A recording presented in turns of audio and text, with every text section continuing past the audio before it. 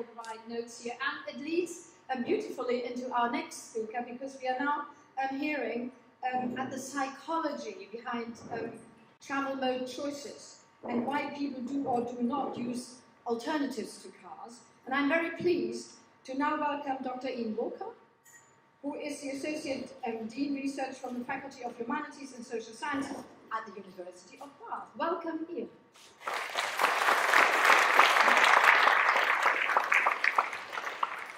Thank you very much. So the first question a moment ago hit exactly on something I was going to say here, which is we need to have an end goal in mind. And personally, I'd say the end goal is not just to replace diesels with petrol with electric and basically carry on business as usual. I would say the end goal is more walking and cycling and things of that sort. But I'm actually going to stay agnostic about that for what I say now. So, regardless of whatever end goal we decide we want to work towards, as we achieve the Gold Star leading status for Bath, regardless of what the end goal looks like, I wanted to just throw up 3 things that we might consider as we look at working towards that end goal. This is absolutely not exhaustive. I could easily have made this a list of 20 things to think about, but I decided to do 3, otherwise I'd get lynched. I've also tried, where possible, to focus on ideas that are backed up by research that we've done at the university to try and keep this local.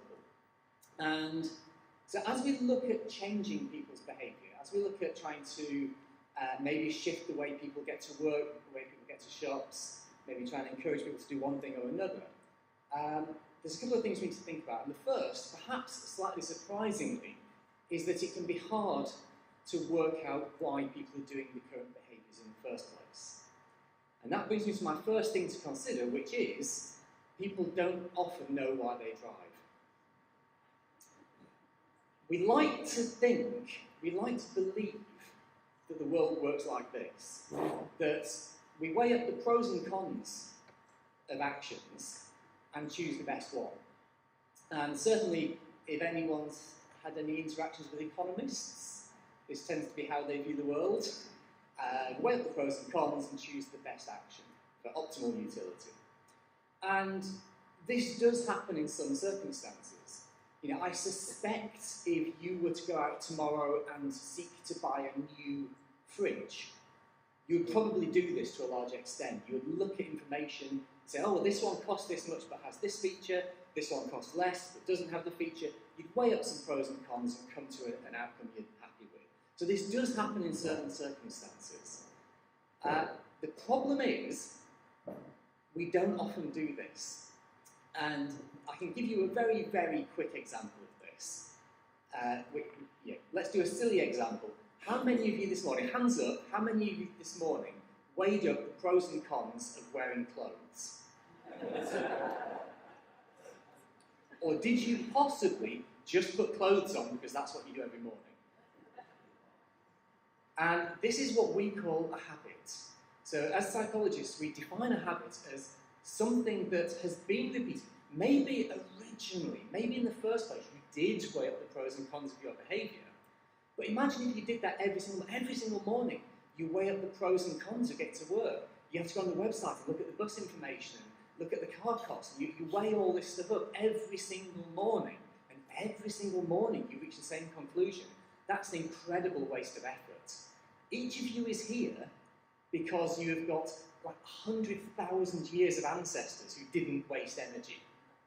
You wouldn't be here if your ancestors had faffed about, then got eaten. So we're very good at not wasting energy. One of the ways we accomplish being efficient is if we make a decision 2, 3, 4, 5 times, and we always come to the same conclusion, we stop making the decision, we just remember the conclusion.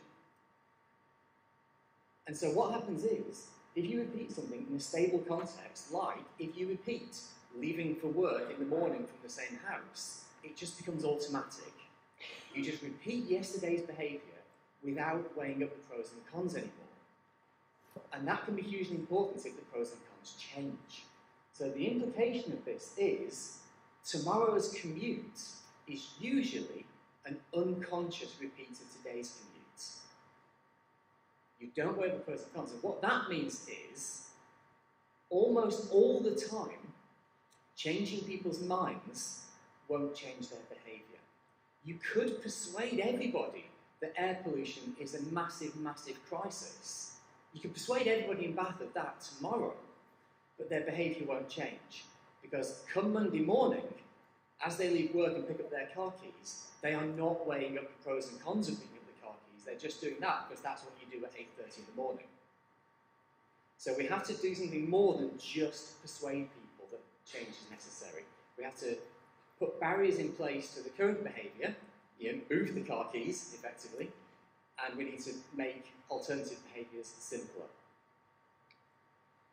Another big issue with asking people why they behave the way they do, if we want to change it, and this is hard to believe, but when researchers like me come and ask people about their behaviour, why do you do this thing?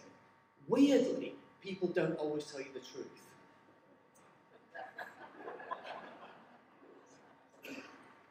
Sometimes it's because they don't feel comfortable telling you the truth, and sometimes it's because they don't realise the truth. And I'll give you a nice, interesting example from a study that we did a couple of years ago. So we did some work, this is very subtly different, but we did some work on people who recently bought new cars. And we were probing some really, really long, in-depth interviews into why they had chosen the car they chose.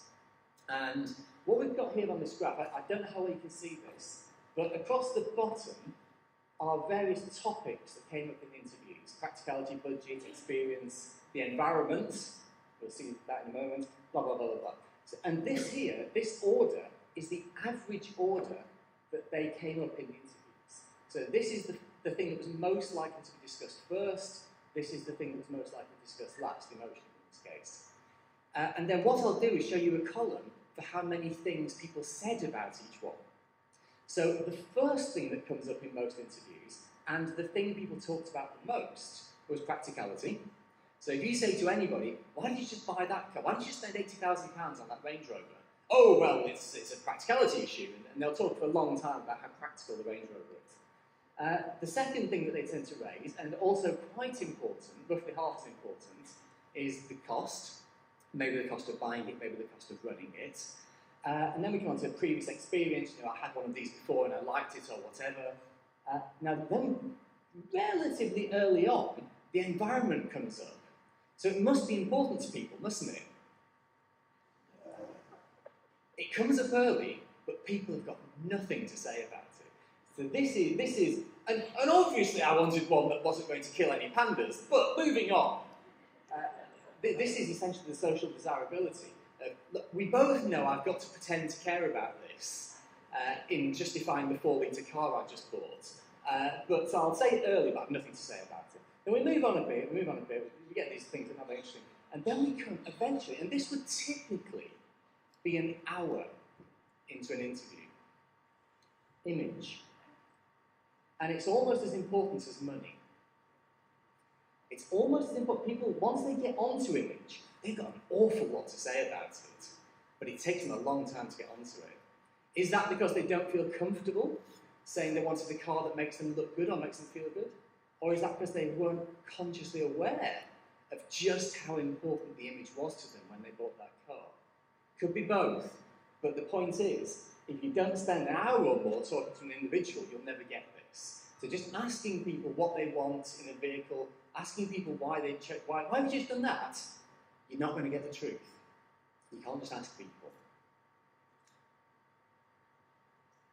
To throw a bit of science onto all this, here's something called self-perception theory. So self-perception theory turns around a lot of what we might feel about why we do things.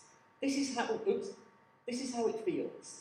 We feel that we view ourselves. I'm a generous person, therefore I will do something generous. Now, what's been emerging from psychology and neuroscience over the past 10, 15 years is that a lot of the time, this works the other way around. You observe yourself doing things and then decide why you did them. Now, none of us likes to feel that. This is a really uncomfortable thing that maybe our behaviour comes first and we explain it to ourselves later, but it looks like this is what's happening a lot of the time. So maybe, I'm a generous person, therefore I'll donate to charity. Or maybe a lot of the time we give to charity and then go, why did I do that? Guess I'm a generous person. So let's put that into the context of driving. Is it that people say, I like driving, and therefore they travel by car, which is what we'd expect? Or is it people see themselves travelling by car because that's been made very easy and normal? So is it that people see themselves travelling by car and infer that they must like it? Now, I'm not even going to ask you just to believe that. I'm going to provide some evidence. We did a big survey of, I think it's something like 1,800 people travelling to work, and we measured the emotional experience of their commute. And this was a composite of various facets of the emotional experience. And so the people who walked to work had quite a strong positive experience of that journey. People who cycled to work, very similar positive experience. Anyone here from First? Okay, there you go. That unfortunately, the people who went to work by bus didn't like it very much. But what about the people who travel by car? Now, everyone says, I like driving. In fact, let's just jump back to that slide. People say, I like driving. Is it true? Can you even see the green bar? It was exactly 0 on average. Across 1,600 or 1,800 people, exactly 0. It wasn't good, it wasn't bad, it was just magnolia paint. It doesn't mean much to people. They just say it does when you ask them. The second thought I'd like to move on to briefly is, as we make decisions, and as people like Vera make difficult decisions about how we deal with this, and the counsellors make difficult decisions about what we're going to do next, something we have to remember is, have any of you been on unconscious bias training? Yes, several people. This idea that we all carry biases with us. And I basically want to say something similar to that in regard to driving. None of us can view the situation objectively, because all of us have only ever known a world in which motoring is normal. All of us have only ever known a society where drivers come first. And because we've grown up our entire lives, no matter how old you are in this room, our entire lives have been within a society where driving is normal, and usually where driving comes first, we lack objectivity. There's this wonderful quote from Henry Ford, saying, if I asked people what they wanted, they would have said faster horses. And I think this is a really powerful thing when we ask people what they want in terms of travel. You say to people, someone's stuck in a queue on the London road, you say, what do you want? And say, I want to be able to drive faster. I want to be able to park more conveniently. And to throw a question out, I'd say, is that what you want? Or do you want to get to work more easily? Do you want to get to the shops? Do you want to see your friends? And are you just saying, I want to drive and park, because they're just the words you use to describe getting places? I'll show you one more thing about why none of us are objective. A little while ago, with some colleagues from UWE, we commissioned YouGov to do a national opinion poll. So we had well over 2,000 people, representatives sampled from across the country, and we took half of the people at random, and we asked them a pretty straightforward question. Do you agree or disagree? People shouldn't smoke in populated areas where others have to breathe cigarette fumes. And you can't see that very well, but yellow is agree.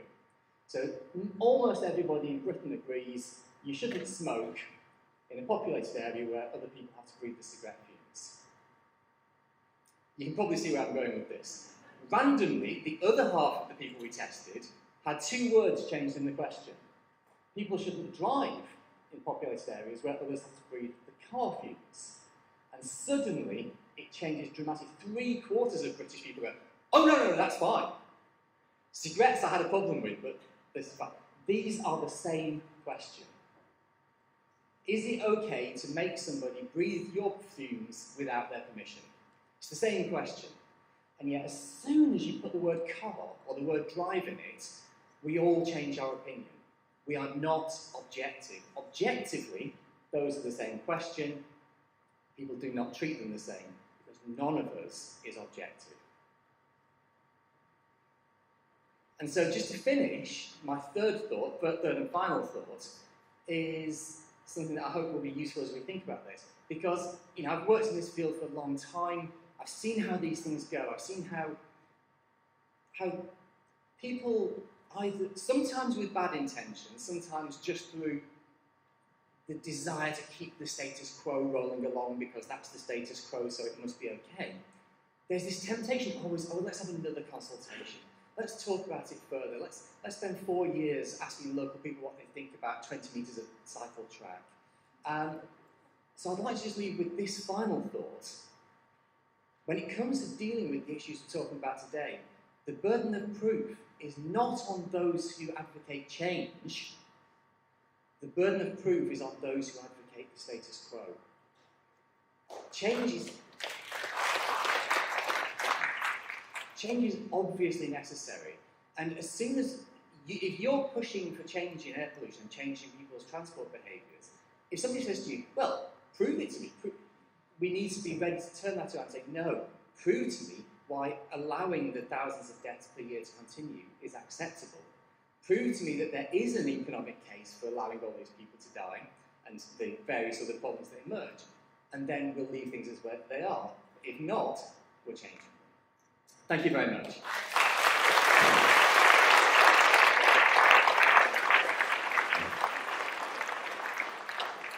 Thank you, Ian. Absolutely fascinating. But the most interesting slide I thought was about the smoking and the driving. How long ago would people not have cared about smoking? And things can happen, and they happen very much with government leadership, but they also change very much with what people on the ground actually are pushing for. So we can actually get there, and we can get there relatively quickly if we all pull together. So, to the questions, we've got the same thing again. We are starting, I can't actually see here. We are starting on this side with Robin from yeah. Hello. So quickly, what's the game changer? Very, very interesting statistics and facts you've put to us, but what's the game changer? Is it the carrot or the stick? Is it the stick, like the way that Client Earth seems to have changed the game so quickly here, thank goodness? Or is it a carrot, like perhaps a scratch? It's a good question. I deliberately shied away from saying that in the talk. I wanted to say about more contextual things, but seeing as you asked, I've not seen any evidence, and some colleagues in the Netherlands did a review of this quite recently, and I've never seen any evidence of a widespread change in this sort of behaviour or other health behaviours, because to me as a psychologist, health and transport are the same thing. There's never been any evidence of widespread change that didn't involve carrot and stick. And the problem is we have a government that doesn't like to be seen to be the bad guy. We have a government that doesn't like to be seen to tell people what to do. At least in this context. They're very happy to tell you what to do in terms of paying income tax, but they don't really like to tell you what to do in terms of how you get around. But I've never seen an example of behaviour change without some stick. Now, ultimately, and this is kind of the thrust of what I was saying there, there's 3 words I always come back to when I think about transport. What people do is what feels, and feels is important, what feels easy, normal, and safe. At the moment, we spend decades making driving, even for very short distances, feel easy, normal, and safe. If we start to make active travel and public transport feel easy, normal, and safe, people will shift. And that's why I showed that slide with the emotional experience of driving. People are not wedded to their cars. Even if they say, I love driving, what they mean is I love being able to get places. So if we just make getting to places in your car not quite so easy, normal, and safe, and make getting there in healthy ways more easy, normal, and safe, things should fall into place.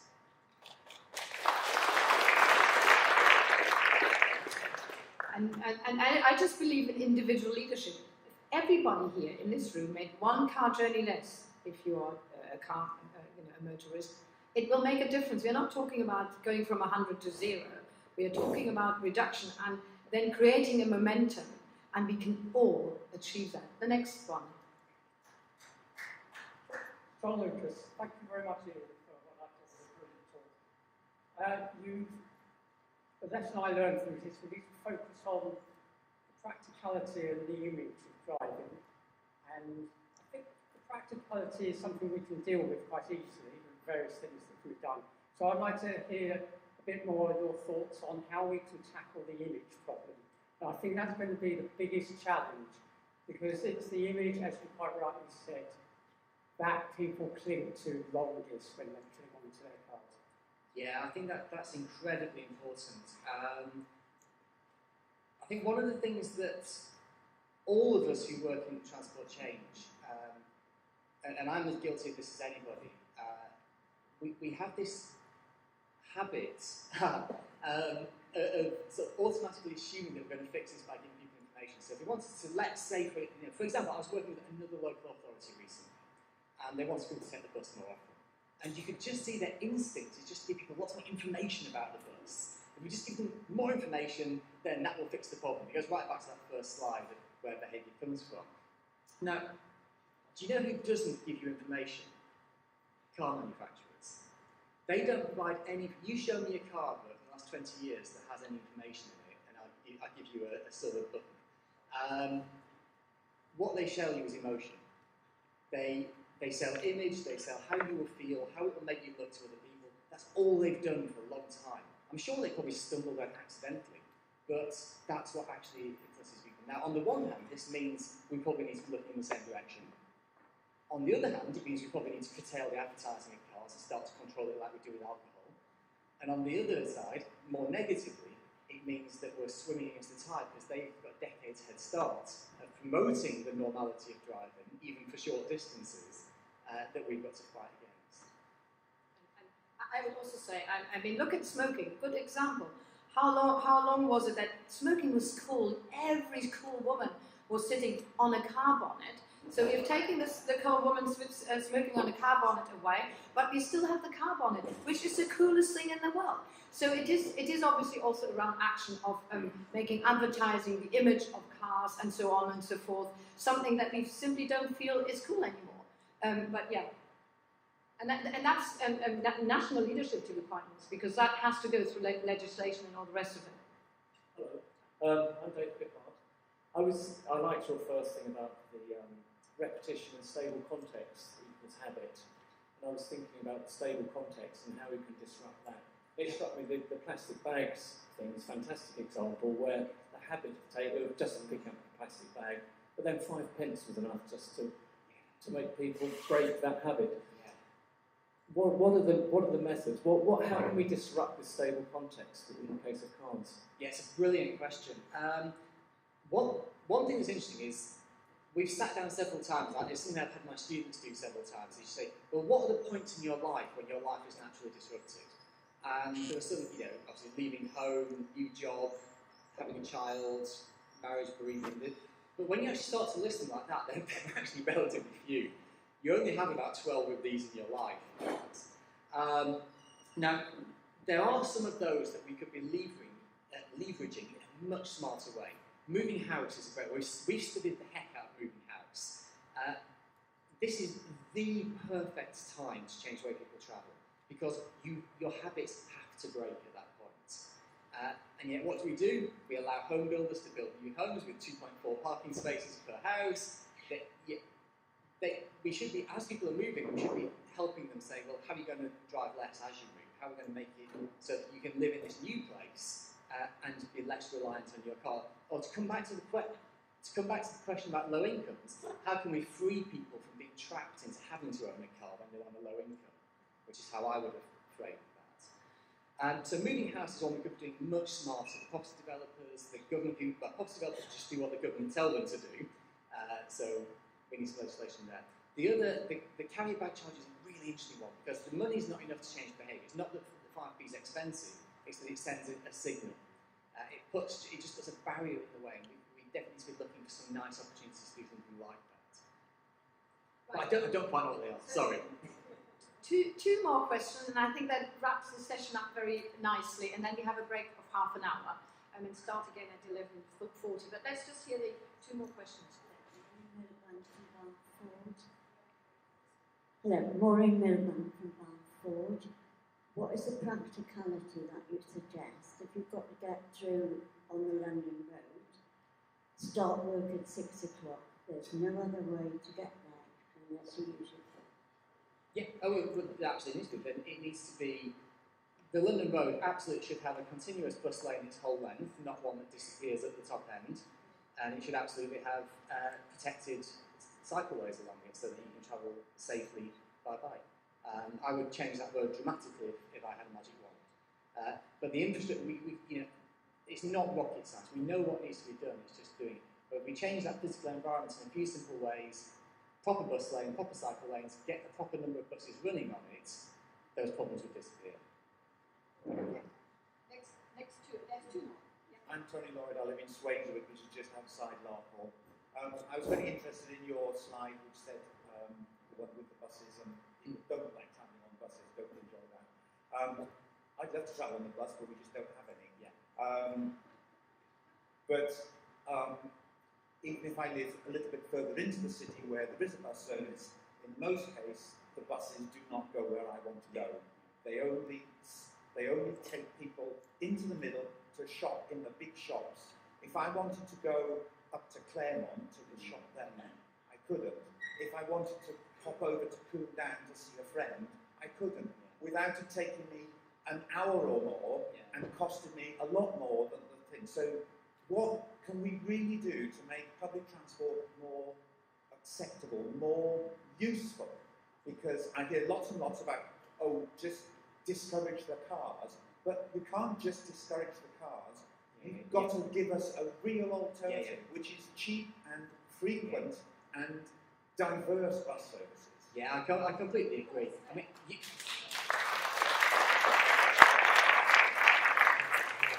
you might notice I craftily got the guy from First to put his hand up earlier so you can find him later.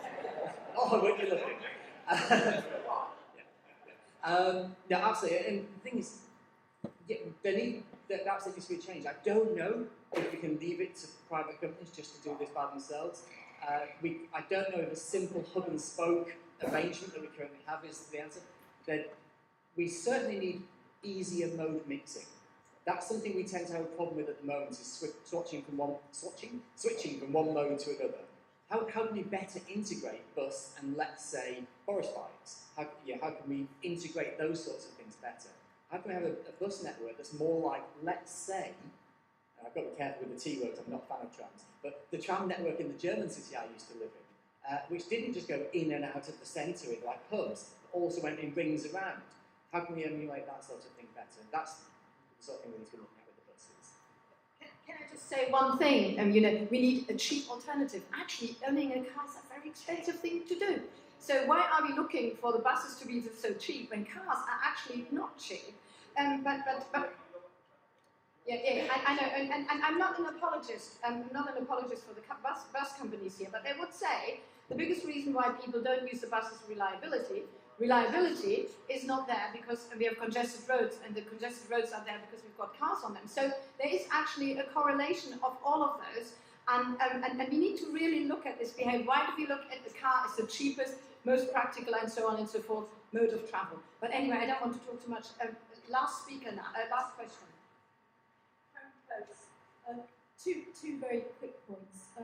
Firstly, when most large developments are constructed, the developer is required to put in a travel plan, which is meant to encourage use, and they give free vouchers, access to bicycles, bicycle parking. First question, have any studies been done to see what the effects of those travel plans are on changing modes? They cost quite a lot of money to put in place, and I'm sceptical. Second thing is, I've been listening very carefully this morning, but I've heard nobody talk about work patterns. And Bath is not a large city like London. Bath has a very large rural hinterland, and the work patterns here are complicated. And as we've heard from people who live a little bit further out, that complicates the way that you travel. We We've lost major employers in Bath. When the MOD moved to Filton, Abbey Wood, yes, people did change to the train, but the train journey is slow, difficult, and frankly, you're not allowed to transport cattle in the way that those trains are very often operate. I know because I'm on those trains every day into central Bristol. And with the work they're doing at the moment, sometimes you have to change onto buses. So people who move to the car because, yes, it may take longer, you may be stuck in traffic, but you're not having to stick your nose up somebody's armpit to put up to find a point on it. So at least you're in your own little tin box, and it's probably a nicer environment than being on a grossly overcrowded train. And you know that you're eventually going to get there and not have to worry about cancellations. But the other problem is we have, because of the cost of housing in Bath, a lot of people, if you look at a lot of the places that people are employed in Bath, they are not high-wage jobs. You can't afford to live in Bath. You have to live in the rural hinterland, and the only way you can get into work is to drive. I'll try and respond to those in reverse order. So that last one, I think, is a good example of what I was trying to say a moment ago, that people on lower incomes at the moment are essentially trapped into having to throw money at motoring in a way that, if we were sensible, we wouldn't oblige people on lower incomes to have to throw money at this one facet of their lives. So I think that's an opportunity. We need to focus on that opportunity to free people from having to give huge, we can talk about transport poverty, having to give huge slices of their income just to keep up, which is a big problem. The middle thing you said, I think, is actually a really good example of what I was trying to talk about earlier, of what people really want. So there has been some research on the commute, on what it's like to commute in the sort of way you're describing. And one of the things that always stuck with me is that the 20-minute drive is optimal. People really like a 20-minute commute. And it's for exactly the reasons you're touching on. They like a 20-minute commute because it's just enough time to break work from home so that they feel separate. And it's just enough time to be by yourself, private, with no one bothering you, especially people with young children. Just 20 minutes by myself with no one pestering me. And so we've got to remember, and this is what I hope we take away from this, that transport is not just about getting A to B. It's partly about sending signals about yourself, which is what I was talking about with image, but it's also partly about the things that it lets you accomplish along the way, like decompressing, like a bit of privacy, and these are the things that maybe the train isn't providing in a very effective way. Just to take your first point about travel plans, I'm not sure they're worth the paper they're written on, to be honest. Just to give you an anecdotal example, I used to live in Salisbury until a few years ago. There was a new housing development built behind my house, and because I had a professional interest, I got the travel plan. It was, I'll say it here, it was either the local authority that approved it were either incompetent or corrupt, because it was appalling. It was a shoddy piece of work that had been designed to find the right answer, that giving every house 2.4 parking spaces wouldn't increase the number of cars going down the road. It was ridiculous. There was nothing in it apart from, oh, and we'll build a footpath. So they're not worth the paper. Yeah. Okay, good. Thank you. Absolutely fascinating. We're having now a 25-minute break because we went 5 minutes over. So we're coming back at 11:40 to hear after the break about what the council is doing, what it could be doing, and the broad range of options that are actually available to us. But this was the first session about the urgency that we need to do something, but also the difficulty about behavioural change. So thank you everybody for listening, for taking part. See you again in 25 minutes. There's tea and coffee available and all the rest of it. I hope to see you afterwards. Thank you. Bye-bye.